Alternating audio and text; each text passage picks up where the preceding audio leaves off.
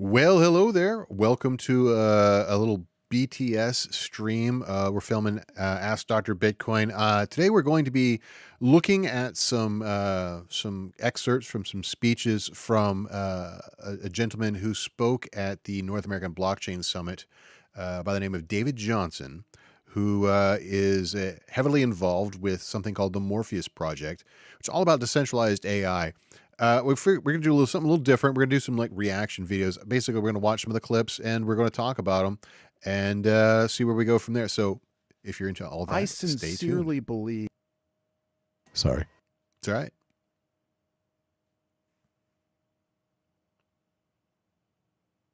Should I keep talking or you got the thing? No, you ready? Yep. That AI is how. Oh, wait, I'm not crypto seeing gets it though. Okay, there it is. Okay.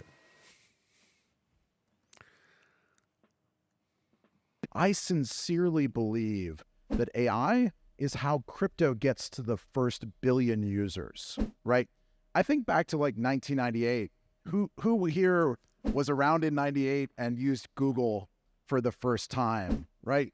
That was So this is actually, I've transformative, right? If heard you remember somebody the web say that this is like Google a couple of times in the last week. There was a buddy of mine named Jackson who he had just, I post all the stuff to stories and he hadn't always clicked on it or listened to everything I had to say, but he saw something that we had said about AI, and it's the revelation. People that have been around for a minute talk about the stuff that you can do with ChatGPT and modern LLMs a little bit like it was revelatory to them in the same way that using Google for the first time or using or writing their first HTML code in the 90s. It's definitely he nails the sense of wonder and dopamine rush you get from getting something successfully accomplished using modern LLM tools.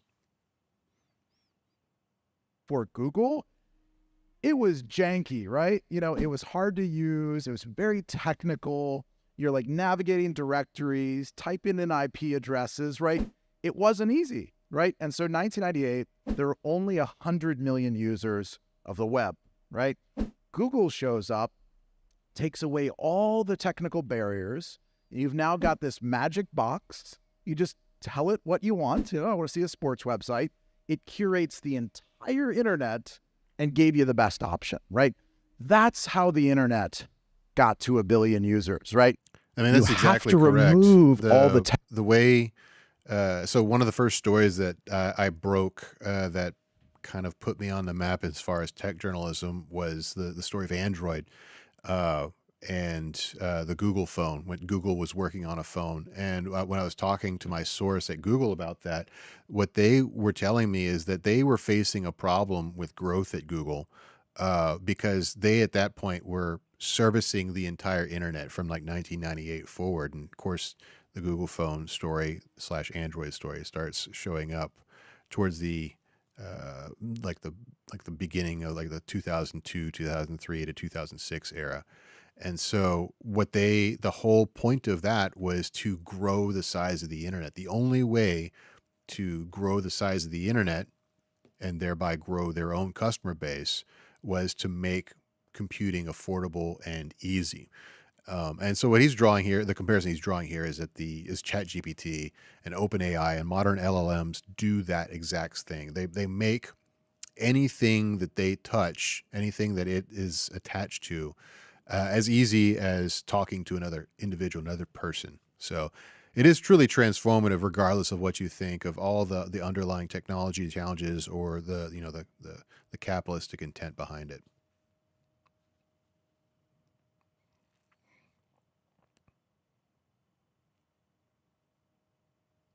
You have to remove all the technical barriers for people and make it easy for everyone to access.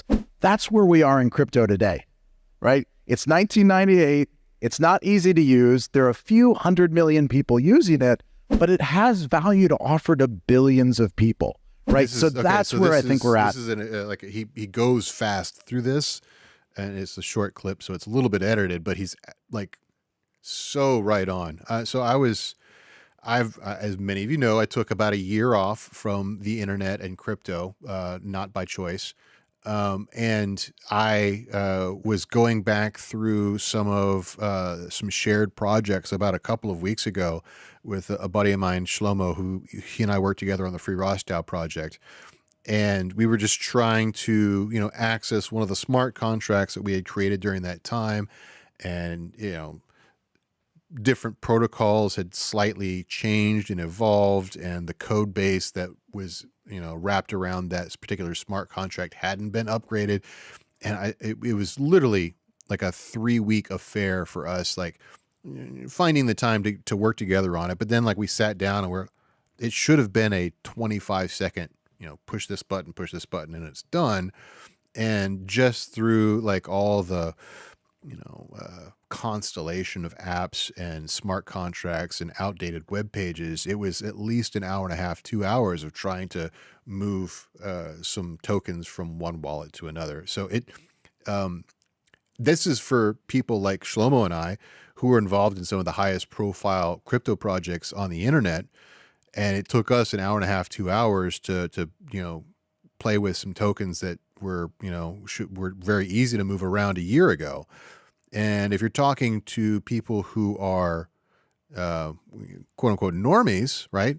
How would you get them to play in that world? I mean, these tools are powerful. They bank the unbanked.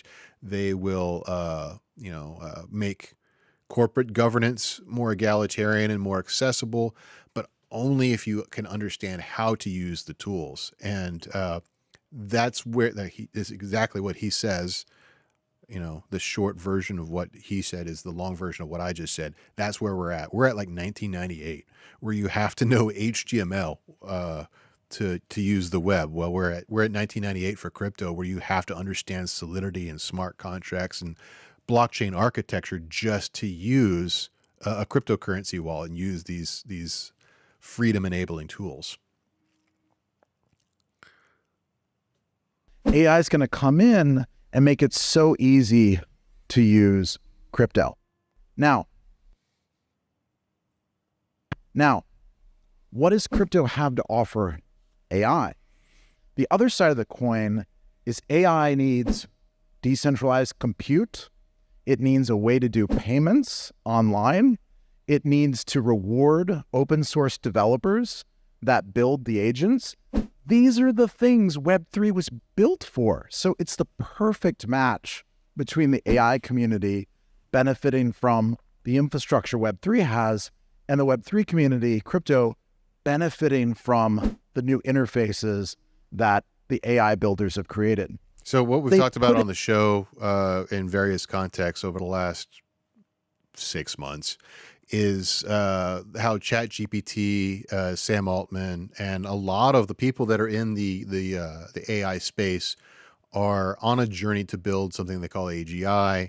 And one of the tools that they're going to use to do that is something called intelligent agents.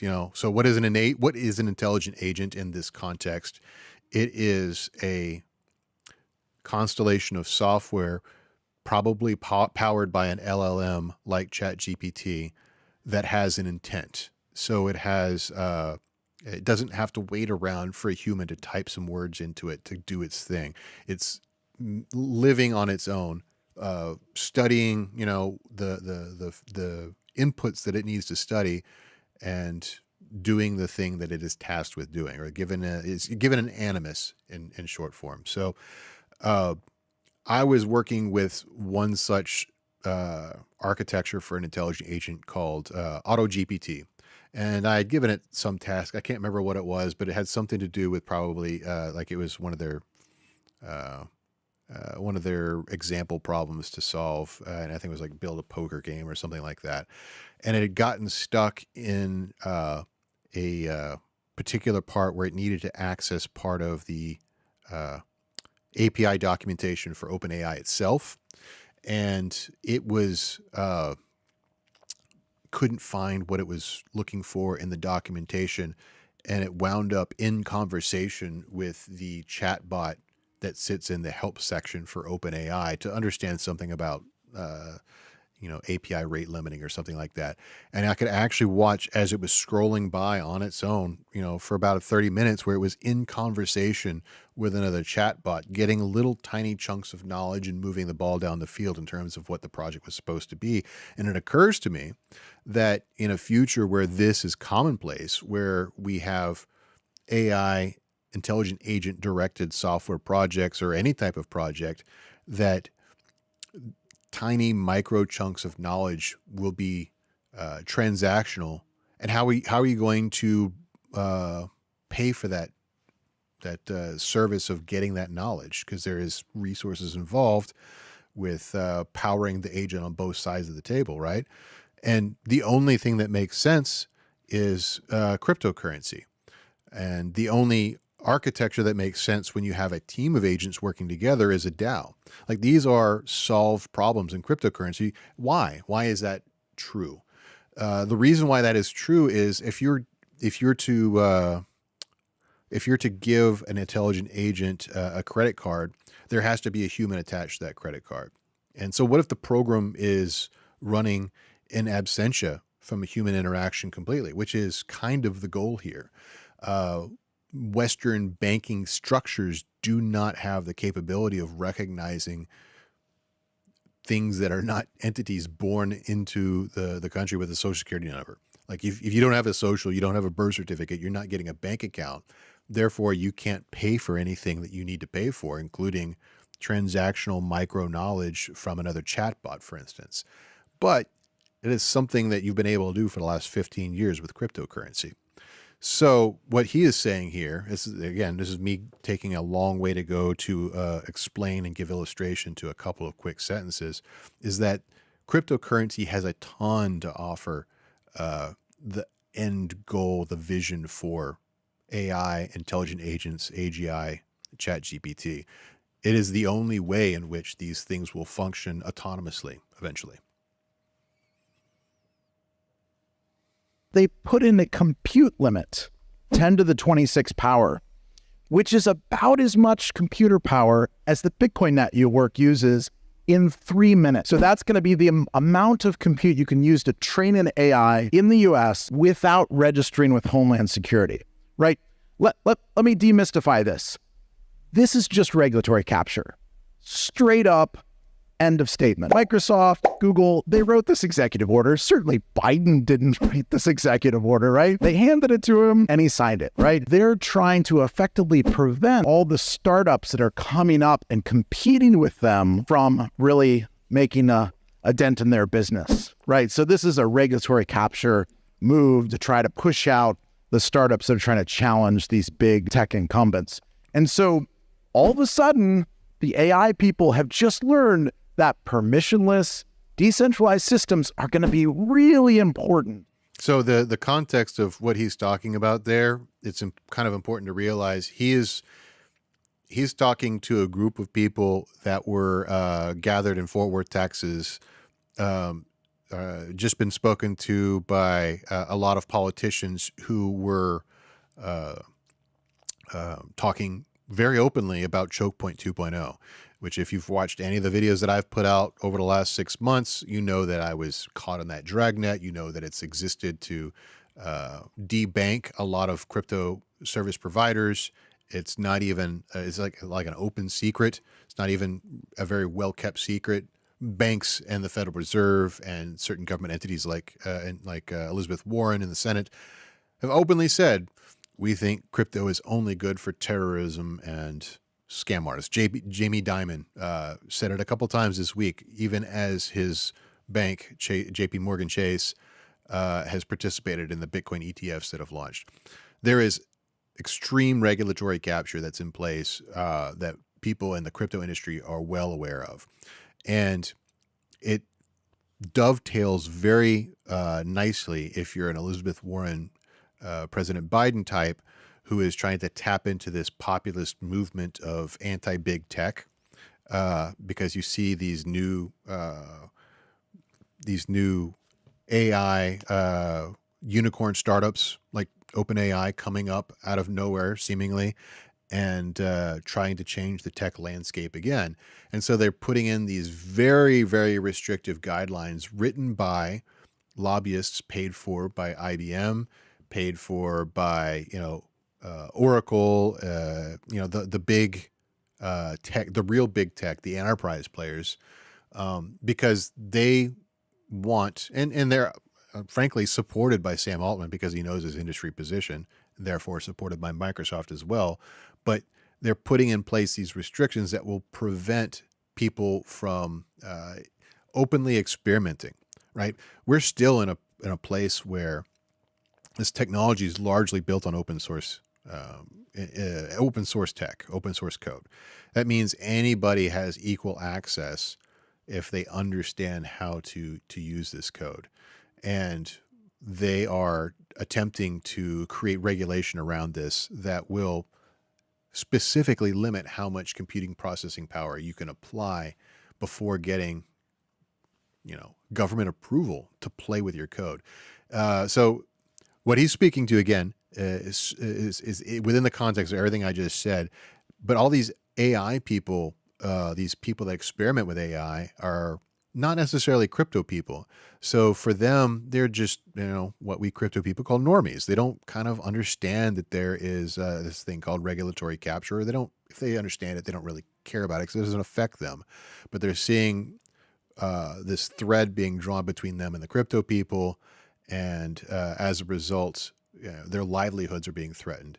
And I think in this next clip, he goes on to talk about how it directly affects Texas economy too, because Texas has become one of the places to mine Bitcoin, a lot of data centers here, and not coincidentally, it's the same type of data center that is used to run large scale AI compute.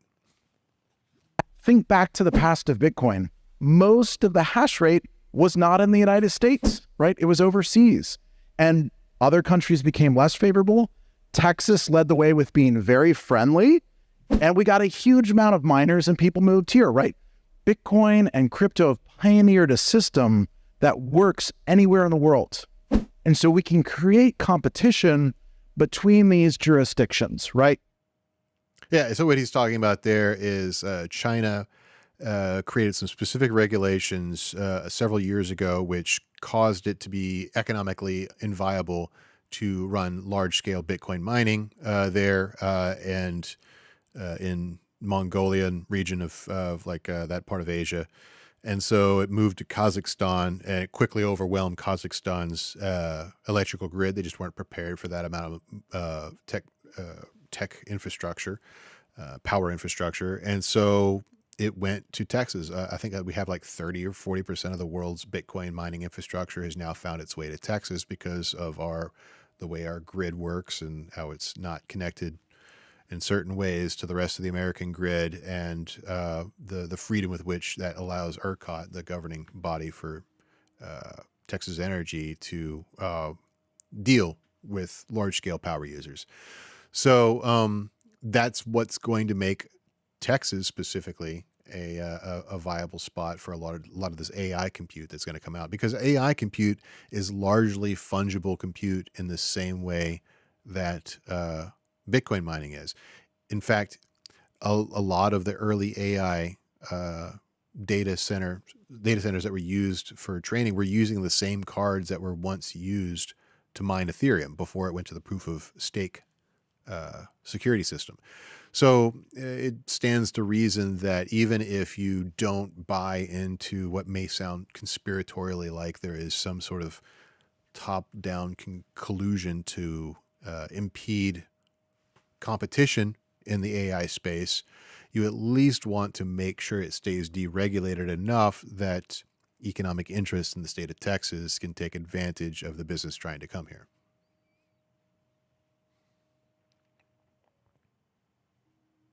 After the executive order, we held a party protesting regulatory capture in San Francisco. And in one day, we had 700 people come out to say that they didn't want this. They wanted to keep open source. They wanted to decentralize AI. So we have a lot of people on our side. This is the shot from the event.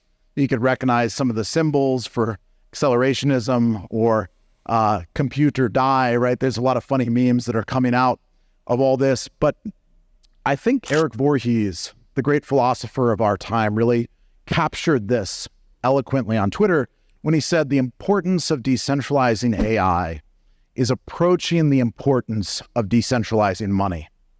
Because so if you don't have the right... This is important to note for a couple of reasons, mostly because Eric Voorhees is an early cypherpunk that has been instrumental in the development of Bitcoin and other blockchain technologies. He's been behind what's now called Thorchain, and it was Shapeshift, I think, at one point, basically allowing a lot of decentralized on-chain activity that was once, he's enabled technology that is once was requiring centralization, now can be done in a decentralized manner, which is good for the ecosystem. He is what I would call a decentralization maximalist, not a particular cryptocurrency maximalist, which is why he's found his way to the decentralized AI movement here. And he's involved in the project that David Johnston's involved with, Morpheus. A lot of the early adopters of Bitcoin, like Balaji is talking about here, is also involved in Morpheus. Mark Andreessen has been posting a lot of memes that are, known to be associated with, the movement. And so I guess his speech and kind of this video that we're recording here all kind of come together to underscore that a lot of the influential people that made Web3 and made early cypherpunk technologies like Bitcoin possible are now saying we must decentralize AI and are actively working to do so. In fact, Eric Voorhees released a kind of a internal white paper for the Morpheus project last week that talks about the tokenomics of incentivizing decentralized compute for AI. So there's a lot of activity going on. You can see the URL on his shirt, more.org, which has links to the white paper and links to all the data and the Discord and socials for the project. But it's definitely where things are going. And so you may be asking yourself, how do you make something centralized like OpenAI decentralized? The answer is you don't. Right, so OpenAI can't be decentralized, but there are the models that they use and the technology they use is all built on open source code. There's something like 68 different LLM models that you can use for different purposes, and it's all run through kind of a framework known as Llama, with the L, L, and M of Llama being capitalized, because since it's an LLM platform. So, but that's the technology that's underneath it all. And then you combine that with Ethereum and Ethereum layer, EVM layer 2s. And essentially you're creating a set of protocols that the end user won't have to know anything about. But if you're a nerd like me or a nerd like David that wants to get involved in what could essentially be, for lack of a better word, the next Bitcoin or the next Ethereum, the Morpheus project is possibly it. All the people that were involved in making these past types of projects a massive success are coalescing around this idea and this project in particular. And then, really just to hit the nail on the head is Balaji said it well, where a free internet means free AI. We will fight government control over compute with everything we have, right? And I think that's the right way to think about it, And being here, at a policy summit, I would call upon Texas, right, to stand up for the right to compute. Who has the most to lose from this new executive order? It's Texas. Where are those chip foundries being built? They're being built in Texas. Who do you think's going to use the chips if there's an arbitrary limit on the amount of compute that people can do in the US? This will cost Texas billions of dollars and thousands of jobs. But this is the kind of thing that the state should stand up against, right? And be approaching Biden on this unconstitutional executive order, right? I think that's a no-brainer. Yeah, I mean, it's just I kind of jumped ahead of where he was at with what I was previously saying, but yeah, he's underscoring the fact that it's a limit on. I mean, code is speech. Supreme Court has said that, and this is a therefore unconstitutional limit on the amount of speech that you're allowed to have, simply because it's part of a protocol framework called an LLM, and they're afraid of it because they watch too many reruns of Terminator movies. That's essentially where we're at. The people that want to have regulatory capture on AI to protect their incumbent position, their very nascent incumbent position. I mean, even the oldest AI company, IBM, has only got really a 10 or 15-year lead on the rest of the world.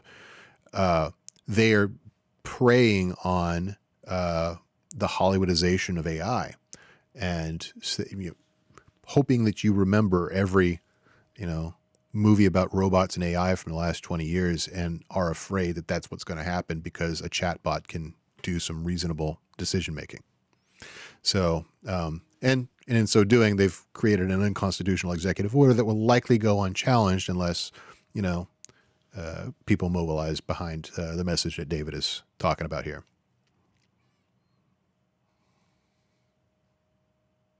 The administration put a hard cap on the amount of gigabytes of size the AI can be. 20 gigabytes. 20 gigabytes. My laptop has more space than the permissionless AI you'll be allowed to use without registering with Homeland Security. I kid you not. Yeah. I mean, the arbitrary limit is ridiculously small. Another great person to highlight is Mark Andreessen, who created the modern web browser and is famous for being a venture capitalist, has suggested that we should legalize math.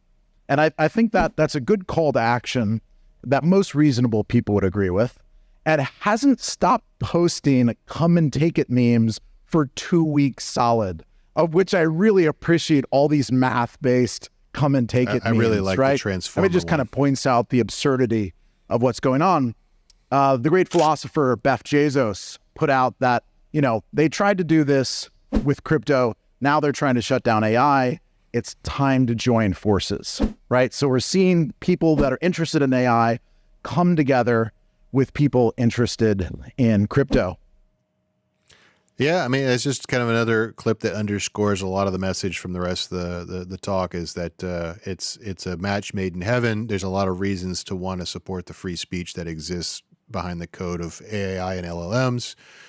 We'd be not just killing off a potential avenue for innovation, but economically harming a lot of people, at least in our region of the country in Texas, by basically not challenging the unconstitutional limit on speech.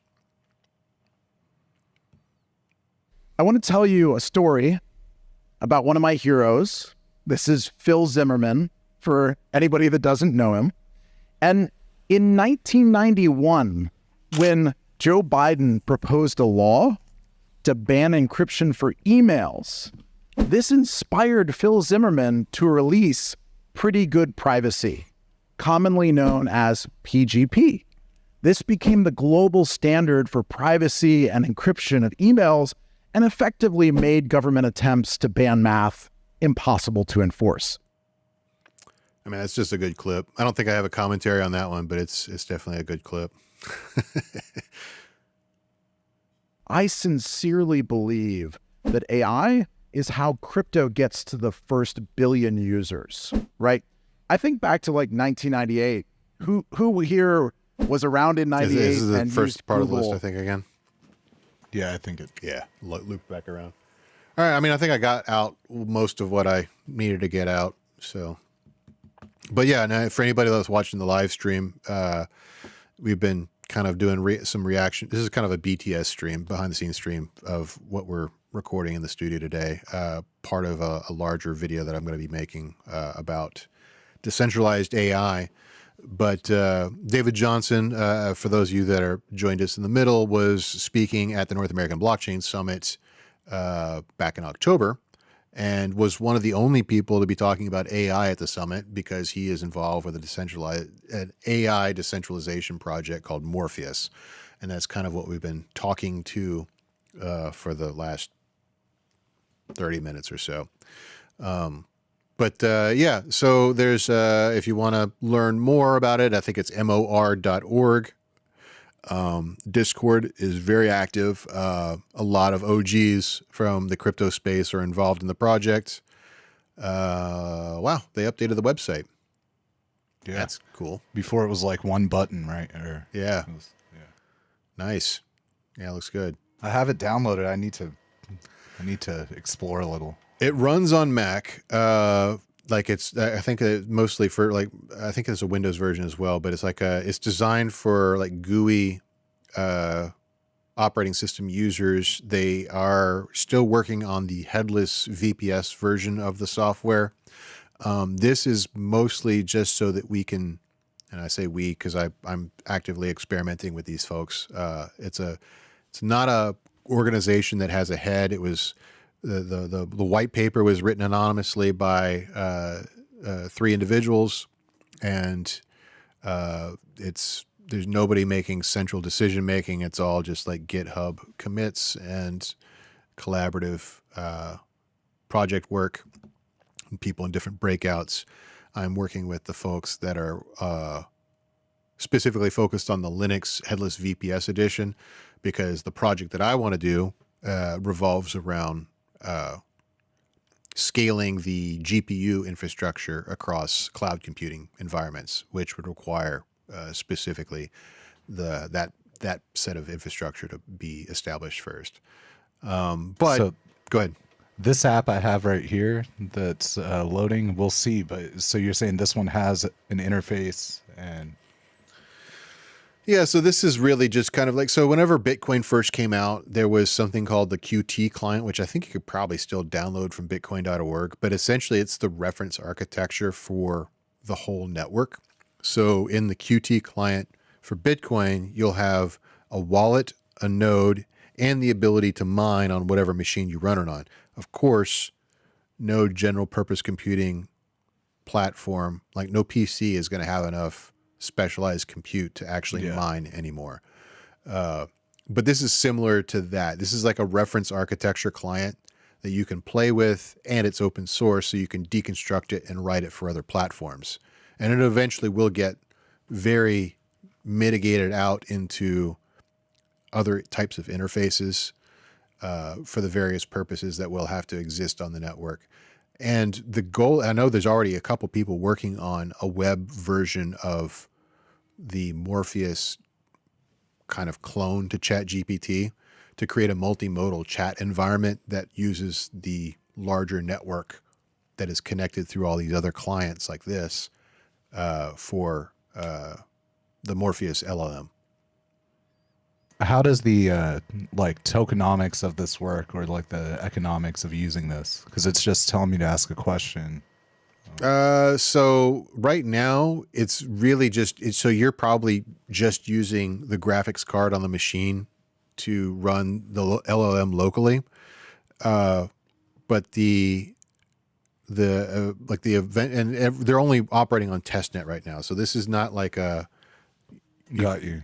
But would it work similar to like GPT Enterprise? It'll work. System? Yeah, it will eventually. And you, for whenever it, like the final vision of it is that there is a token release schedule. So there's just like Bitcoin or a lot of other blockchains, there's a finite number of Morpheus tokens that will exist. And there is a certain way in which those tokens will be distributed every block, going to capital providers, going to GPU providers, and then going to developers that help keep the system working. So, and then it'll be a diminishing number of those over time. But you'll also need to own Morpheus tokens to interact with the network if you're not going to be using your own GPU.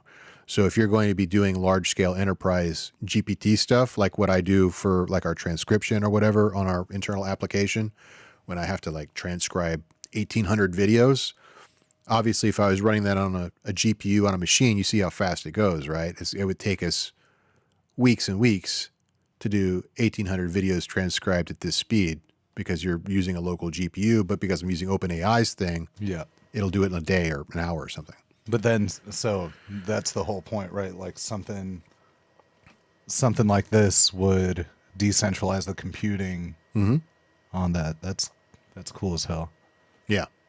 Yeah. That would make it not, and so there might be centralized websites that you go to that would, so maybe I'm just making up a thing. Maybe we call it like Morpheus GPT or something like that. Somebody comes up with a clone of Chat GPT. Yeah. That would live somewhere, but it's using this network.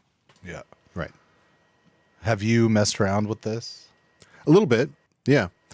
I want to do some comparisons to GPT 3, 5, and 4. So you're going to see that this is going to be like the default model that they have in there is probably going to be pretty close to GPT 3.5. But like I said, there's 48 different open source models that are usable. And so part of what is going to be a challenge for this project is matchmaking users to the models in the back end. Because if you look at how OpenAI actually does their stuff, they're using a methodology that has evolved called multimodal LLMs. So if you go into GPT-4 and you say, analyze these statistics, it goes into basically code writing mode, versus if you say, hey, go out on the internet and tell me everything that happened about, the Bitcoin ETF today, it's going into Bing research mode, right? That's multimodal. There's different things happening behind the scenes that you don't really know. Whereas this is all right now, currently just using a single model. The goal, of course, being to make it multimodal over time. Got you. Yeah. I see like a decent alternative for 3.5, but Yeah. Cool. Anything else? No, I think that's it. That's it for this. We'll probably do some other clips that are relevant from Web3 Ready tonight. Cool. So check back then. Yeah. I'm going to play our intro just because I missed it and I like it. And then we'll go out. Cool.